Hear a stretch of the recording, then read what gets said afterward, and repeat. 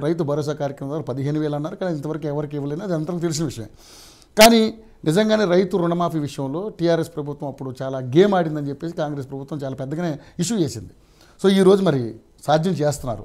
So మీరు అది అసాధ్యం అన్నారు. ఒకటండి, మీరు ఫస్ట్ కాంగ్రెస్ పార్టీ రేవంత్ రెడ్డి గారు మీడియా ముందుకు వచ్చేసి రైతులకు డిసెంబర్ 9వ తారీఖు నాడు కాంగ్రెస్ పార్టీ అధికారంలోకి వస్తుంది, ఎంబటే పోయి మీరు 2 లక్షల రుణమాఫీ తీసుకోండి, నేను అధికారంలోకి రాగానే ఇమీడియట్గా 2 లక్షల రుణమాఫీ మీద సంతకం పెడతా, మీ రుణాలన్నీ మాఫీ అయిపోతాయి అన్నారు.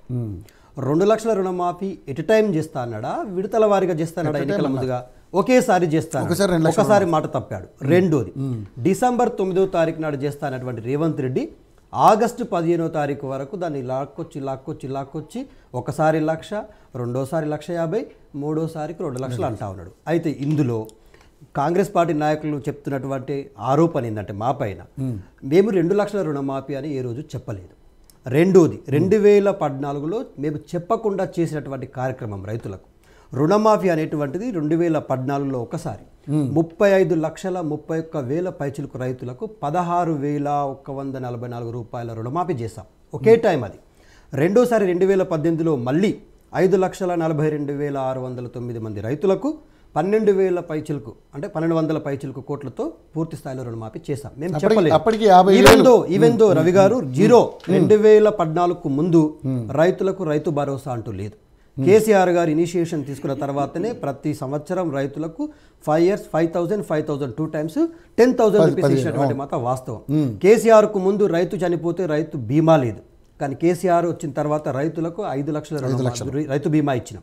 రెండోది, రైతులకు ఏదైతే మేము ఉచిత కరెంట్ ఇచ్చాము మా ప్రభుత్వంలో, ఏ రోజైనా కరోనా సమయంలో కూడా దేశంలో అన్ని రాష్ట్రాల్లో కరెంటు కోతలు ఉండే, కానీ తెలంగాణ రాష్ట్రం ఒక్కటే కరెంటు కోతలు లేని రాష్ట్రంగా ఉంది. వీళ్ళు జనవరిలో అధికారంలోకి వస్తే, అంటే డిసెంబర్లో ఎన్నికలైపోయి జనవరిలో మొదటిసారిలో అధికారంలోకి వస్తే, జనవరి నెలలోనే ఇక్కడ తెలంగాణ రాష్ట్రంలో ఉన్నటువంటి నదుల ప్రాజెక్టుల నీళ్లు కావచ్చు అన్నీ ఎండగొట్టేసి చెరువులు ఎండగొడితే రైతులు రోడ్ల మీదకి వచ్చి పురుగు మందు డబ్బాలు పట్టుకొని ఏడ్చిన మాట వాస్తవమా కాదా? అంటే మేము ఏమంటా ఉన్నామంటే కేసీఆర్ గారి నాయకత్వంలో రైతు సెంట్రిక్గా ప్రతి పని జరిగింది. ఏ రోజు కూడా రైతు మా పాలనలో బాధపడినటువంటి విషయం లేదు. ఇంకోటి, 7 లక్షల అప్పులు చేశారు కేసీఆర్ గారు అంటా ఉన్నారు. రేవంత్ రెడ్డి గారు వస్తూ ఉన్నాడు, ఆయన కోసం ఇక మూలకింత నిధిని కూడబెట్టి పెట్టొస్తే ఆయన యువరాజు రంగం తీసుకొని పోవడానికి తెలంగాణ రాష్ట్రంలో అట్లా ఉండదండి. తెలంగాణ రాష్ట్రంలో సంక్షేమ పథకాలతో పాటు అభివృద్ధి పథకాలను కూడా రెండింటిని కంటికి రెప్పలాగా కాపాడుకున్న నాయకుడు. అంటే అభివృద్ధి నిరంతరం కొనసాగుతూనే సంక్షేమ పథకాలను అన్ని వర్గాల ప్రజలకు 100% అందించినటువంటి నాయకుడు. చెప్పిన మాటలే కాదండి, చెప్పని కూడా చేసి చూపించిన. మీకు మచ్చుకు 2 విషయాలు చెప్తా. దివ్యాంగులకు పెన్షన్లు కేసీఆర్కు ముందు 500 రూపాయలే, కేసీఆర్ వచ్చిన తర్వాత దాన్ని 4,016 రూపాయలు చేసినాం. 200 రూపాయల ఆసరా పెన్షన్లు ఉన్నటువంటి వృద్ధుల పెన్షన్లని 2,000 రూపాయలు చేసినాం. 24 మెగావాట్ ఉన్నటువంటి సోలార్ స్థాపిత విద్యుత్తుని 4,695 మెగావాట్లకు పెంచుకున్నాం. 6 గంటలు ఇచ్చినటువంటి వ్యవసాయ కరెంటుని 24 గంటలు చేసుకున్నాం. ఇవాళ ఇంకొక విషయం ఏంటంటే, స్థానిక సంస్థలో మహిళా రిజర్వేషన్లు లేవు రవి గారు, మనం 50% మహిళా రిజర్వేషన్లు చేసుకున్నాం కేసీఆర్ గారు వచ్చిన తర్వాత. అర్చకులకు గౌరవ వేతనాలు లేవు, ముస్లిం మైనార్టీలకు కూడా మోల్సాబ్లకు కూడా గౌరవ వేతనాలు లేవు. కేసీఆర్ వచ్చిన తర్వాత వాళ్ళని కూడా సగర్వంగా కాపాడుకొని వాళ్ళకి 10,000 రూపాయల గౌరవ వేతనం ఇచ్చినాం. అట్లాగే అడవుల శాతం కేసీఆర్కు ముందు కేవలం 14% ఉంటే మనం హరితహారం రూపంలో దాన్ని 27%కు పెంచుకున్నటువంటి ఏకైక రాష్ట్రం ఇవాళ దేశంలో.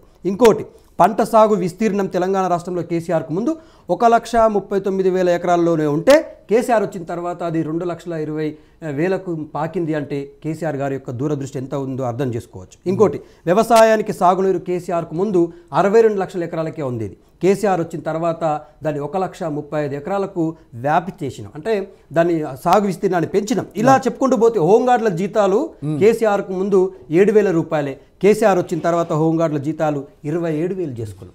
అంగన్వాడీ టీచర్ల జీతాలు కేసీఆర్కు ముందు కేవలం 4,200 రూపాయలు ఉండే, కేసీఆర్ వచ్చిన తర్వాత దాన్ని 14,000కు పెంచుకున్నాం. ఇవాళ ఏ వర్గాన్ని మేము విస్మరించడం చెప్పండి?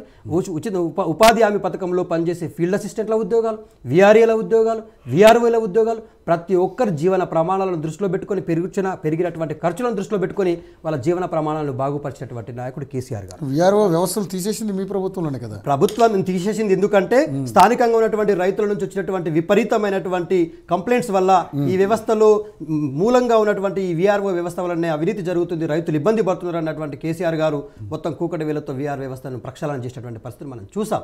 కేసీఆర్ అనేటువంటి వ్యక్తికి ఈ తెలంగాణ రాష్ట్రంలో ఉన్నటువంటి ప్రతి నూక్ అండ్ కార్నర్ మీద విపరీతమైనటువంటి అనుభవం ఉంది. అందువలన ఇవాళ తెలంగాణ రాష్ట్రం ఇంత ప్రతిష్టంగా ఇంత గర్వంగా ఉంది. 7 లక్షల రూపాయలు అనేటువంటివి కేసీఆర్ గారు ఏమన్నా మూటగట్టుకొని తీసుకుపోలేదండి.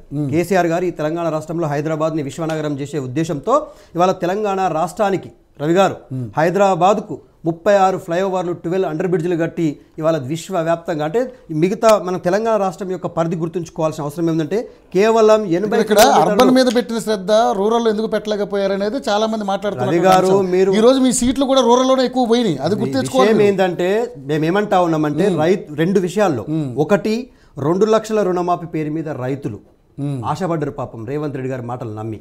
2 లక్షల ఉద్యోగాల పేరు మీద నిరుద్యోగులు, ఈ రెండు వర్గాలు కేసీఆర్ గారిని వినండి. ఇవాళ 2 లక్షల ఉద్యోగాలు ఎక్కడున్నాయండి? 2 లక్షల రుణమాఫీ ఎక్కడెక్కడండి? మా యాదగిరి నరసింహస్వామి మీద ఒట్టేసిండు ఎన్నికలకు పోతే, ఆదిలాబాద్ పోతే మా బాసరకు వస్తే బాసరా సరస్సు మీద ఒట్టేసిండు, మన్నెంకొండకు పోతే వెంకటేశ్వర స్వామి మీద ఒట్టేసిండు. ఆయన ఏ ఊరుకు పోతే ఆ ఊరు కాడ గుళ్ళ మీద ఒట్లు, కేసీఆర్ మీద తిట్లు తప్ప రుణమాఫీ చేయమని అడిగితే ఒట్లు పెట్టుకుంటా పోయినటువంటి ఈ నాయకుడు ఇవాళ విడతల వారిగా ప్రకటిస్తుండు. ఒకే పూటలు ఇచ్చేస్తాను ఏమంటా ఉన్నాం, స్వాగతిస్తా ఉన్నాం. రైతులకు న్యాయం జరగాల. కేసీఆర్ గారు ఏ విధంగా అయితే రైతులను కంటికి రెప్పలా కాపాడుకున్నాడో రేవంత్ రెడ్డి గారు 6 గ్యారెంటీలు 13 హామీలు ఇచ్చారు రవి గారు. ఇవాళ 6 గ్యారెంటీలలో అమలు అవుతుంది ఒకే ఒక హామీ, ఒకటే బస్సు. ఇవాళ 2500 రూపాయల కోసం మహిళలందరూ అడుగుతా ఉన్నారు, ఎప్పుడు మాకు ఇస్తావు రేవంత్ రెడ్డి అని. 500 రూపాయలు మేకేమంటా ఉన్నామంటే ఈ రుణమాఫీకి, రైతు రుణమాఫీకి రేషన్ కార్డు పెట్టిండు, 500 రూపాయల సిలిండర్ కు రేషన్ కార్డే పెట్టిండు, ఇవాళ 2500 రూపాయలకు రేషన్ కార్డే పెట్టిండు. అర్హులైన వాళ్ళకే అన్నారు. అర్హులు అనేటువంటి వాళ్ళకి ముందు రేషన్ కార్డులు తేల్చు. రేషన్ కార్డులు ఎంతమందికి ఉన్నాయి, ఎంతమందికి లేవు? ఈ తెలంగాణ రాష్ట్రంలో 80,000 పైచులకు 80 లక్షల పైచులకు రేషన్ కార్డులు ఉన్నాయి. ఆ 80 లక్షల కుటుంబాలకైనా ఇవ్వు కదా. ఇవాళ నేను స్వయంగా చెప్తా ఉన్నాను, ఆమె ఫార్మర్ సన్, నేను ఒక రైతు కొడుకుని, నా పేరు మీద దాదాపుగా 3.5 ఎకరాల సాగు భూమి ఉంది. ఇవాళ నేను ఉస్మాన్ యూనివర్సిటీలో PhD చేసిన అని చెప్పేసి నాకు ఇవాళ రైతు రుణమాఫీ లేదండి. నేను చెప్తా ఉన్నా, ఇలాంటివి కోకొలలుగా ఎంతో మంది ఫోన్లు చేసి మాట్లాడుతూ ఉన్నారు. ఇవాళ వికలాంగులకు పెన్షన్లు 6,000 ఇస్తామన్నారు, పెంచాల్సిన అవసరం ఉందా లేదా? వృద్ధులకు 2,000 రూపాయల నుంచి 4,000 చేస్తామన్నారు, పెంచాల్సిన అవసరం ఉందా లేదా? ఒక నెల జనవరి పెన్షన్లు వృద్ధుల వికలాంగులే మాఫీ చేసిన అంటే మింగేసారు వీళ్ళు కాంగ్రెస్ పార్టీ వాళ్ళు. ఇంకోటి అండి, పెళ్లి చేసుకున్న ప్రతి మహిళకు 1,00,000 రూపాయలతో పాటు తులం బంగారం ఇస్తామన్నాడు. ఇవాళ తులం బంగారం కోసం మహిళలందరూ రేపు పొద్దున రేవంత్ రెడ్డి గారి ఇంటికాడ క్యూ కట్టే అవకాశం ఉంది. పెళ్ళైన వాళ్ళందరూ భార్యాభర్తలు ఇద్దరు పోయి రేవంత్ రెడ్డి గారి ఇంటికాడ కూర్చొని మొత్తం సామూహికంగా వివాహాలు జరిగినటువంటి వాళ్ళందరూ పోయి ఆయన ఇంటికాడ కూర్చోవాలని చెప్పేసి మేము మీ ద్వారా విజ్ఞప్తి చేస్తా ఉన్నాం మహిళలకు. ఇవాళ కదా ఆడపిల్లలకు బాకీ పడ్డాడు కదా, తులం బంగారం ఎప్పుడు ఇస్తారని చెప్పేసి అడగాల్సిన అవసరం ఉంది. సో ఇన్ని అంటే ఉద్యమకారులు ఉద్యమం చేశారు కాబట్టి మీకు 250 గజాల స్థలం ఇస్తా అన్నాడు. ఇవాళ తెలంగాణ రాష్ట్రంలో ఇంకొక చాలా భయం అంటే భగ్గుమని మండుతున్న విషయం ఏంటంటే, కామారెడ్డి సాక్షిగా ఈ రేవంత్ రెడ్డి గారు అక్కడ పోటీ చేసి అక్కడే ఉన్నటువంటి కర్ణాటక రాష్ట్రంలో ఉన్నటువంటి మా బీసీ బిడ్డ సిద్ధారామయ్య గారిని తీసుకొచ్చి కామారెడ్డి డిక్లరేషన్ ప్రకటించారు. కామారెడ్డి డిక్లరేషన్ అక్కడ కామా పెట్టేసిండు, రెడ్డి గారు వచ్చి కుర్చీలో కూర్చున్నారు. మేము ఇవాళ రెడ్డి గారిని అడుగుతా ఉన్నాం, రేవంత్ రెడ్డి గారిని, అయ్యా కామారెడ్డికి వచ్చి నెరవేరుస్తావా, లేకపోతే ఈ రెడ్డి గారు ముఖ్యమంత్రి సీట్లను కూర్చొని నెరవేరుస్తావా? నీకోసం జెండా మోసినటువంటి మా బీసీలకు స్థానిక సంస్థల్లో 23% ఉన్న రిజర్వేషన్లను 42% పెంచితే తెలంగాణలో ఉన్నటువంటి బీసీలు 23,000 మంది సర్పంచులు, ఎంపీటీసీలు, జెడ్పీటీసీలు అవుతావు అన్నారు కదా. మరి నీ ముఖ్యమంత్రి సీట్ అడుగుతలేరు కదా. నీ కాంగ్రెస్ పార్టీలో ఉన్న బీసీలు కూడా మేల్కోవాలని చెప్తా ఉన్నాం. నీ జెండా మోసిండ్రు, నేను అధికారంలో తీసుకొచ్చిర్రు, నీకు కుర్చీ అప్పచెప్పిర్రు. మరి వాళ్ళు అడుగుతున్నది ఏంటి? చిన్న కుర్చీ కదా, సర్పంచ్ కుర్చీ మాకు ఎప్పుడు ఇస్తావు, నువ్వు ఇచ్చిన మాటనే. మాకు ఎంపీటీసీ కుర్చీ ఎప్పుడు ఇస్తావు, జెడ్పీటీసీ కుర్చీ ఎప్పుడు ఇస్తావు అని అడుగుతా ఉన్నారు. ఇవాళ జానారెడ్డి, రేవంత్ రెడ్డి, ఉత్తమ్ కుమార్ రెడ్డి, పొంగులేడి శ్రీనివాసరెడ్డి, కోమటిరెడ్డి వెంకటరెడ్డి కలిసి ఇవాళ బీసీలకు మనం సర్పంచ్ పోస్టులు, ఎంపీటీసీ, జెడ్పీటీసీ పోస్టులు ఇస్తే మన ఊళ్ళలో మన రాజకీయం ఎట్లా నడుస్తుందిరా బిడ్డ, అవి పక్కదారిని పెట్టేసి అని చెప్పేసి బీసీ కమిషన్ మీద నెట్టేసే ప్రయత్నం చేస్తూ ఉన్నారు. ఇవాళ తెలంగాణ సమాజంకి మేము ఒకటే చెప్తా ఉన్నాం, బీసీ బిడ్డలకు, అలాగే కాంగ్రెస్ పార్టీలో ఉన్నటువంటి బీసీ నాయకులు ఒకటే చెప్తాను. రవి గారు, రేవంత్ రెడ్డి అనేటువంటి వ్యక్తి బీసీ కమిషన్ మీద తుపాకీ పెట్టి బీసీ బిడ్డలందరినీ కాల్చే ప్రయత్నం చేస్తా ఉన్నాడు. ఇవాళ ఈ రిజర్వేషన్లు ఇవ్వాలనా ఇవ్వద్దా అనేటువంటిది రేవంత్ రెడ్డికి చిత్తశుద్ధి లేదా అండి? ఎన్నికల ముందు ఎట్లా వేగంగా ప్రకటిస్తాడు? 23% రిజర్వేషన్ 42% ఇస్తా అన్నావు కదా, మరి 42% ఇవ్వడానికి ఇవాళ బీసీ కమిషన్ దగ్గరికి ఎందుకు పోతున్నావు? నీకు నెల రోజుల సమయం అయిపోయింది, ఎలక్షన్స్ అయిపోయి ఎంపీ ఎలక్షన్స్. ఈ నెల రోజులలో నువ్వు ఏ గాడిద పనులు దోపినావు, ఎక్కడ కూర్చొని ఉన్నావు? ఇప్పుడు నువ్వు బీసీలకు లెక్క తెలుసు కదా, కులజనన చేయి. కేసీఆర్ గారు ఒకే రోజులో సకల జనుల సర్వే చేయించి తెలంగాణ రాష్ట్రంలో ఉన్నటువంటి సబ్బండ వర్గాలలో కొడుకులెందరు, బిడ్డలెందరు, ఆస్తులెన్ని, అంతస్తులెన్ని, మేకలెన్ని, కోళ్ళెన్ని, భూములెన్ని తేల్చి పడేసాడు కదా. నువ్వు ఇవాళ మా జనాభా, మా ఎస్సీ బిడ్డలది, ఎస్టీ బిడ్డలది, బీసీ బిడ్డల లెక్క తెలిస్తే మా రాజకీయ వాటింది అడుగుతాం. ఇవాళ మా లెక్క తెలిస్తే నీ కుర్చీ ఉంటుందో ఉడుతుందని భయం కలుగుతా ఉంది కాబట్టి మమ్మల్ని వాళ్ళ లెక్క తెల్చకుండా వేధించే ప్రయత్నం చేస్తాను. ఒక్కటే హెచ్చరిస్తా ఉన్నాం రవి గారు, ఇది పార్టీలకు అతీతంగా అడగాల్సినటువంటి అంశం. బీసీలను మోసం చేస్తే ఖచ్చితంగా రేవంత్ రెడ్డి కుర్చీ కూలిపోయేది బీసీల వల్లనే అని చెప్పేసి కూడా హెచ్చరిస్తా ఉన్నాం.